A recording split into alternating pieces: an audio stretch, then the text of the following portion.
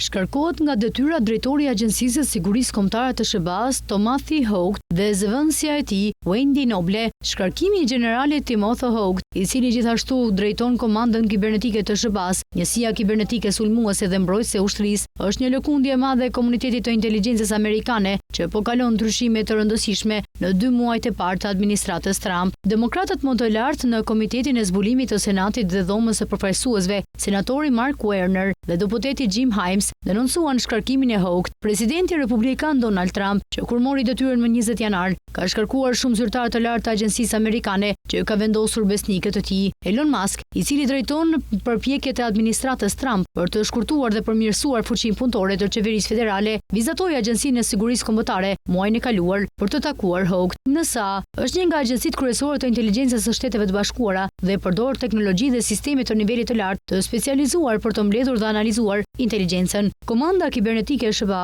kryen operacione sulmuese dhe mbrojtëse dhe monitoron rrjetet e Departamentit të Mbrojtjes.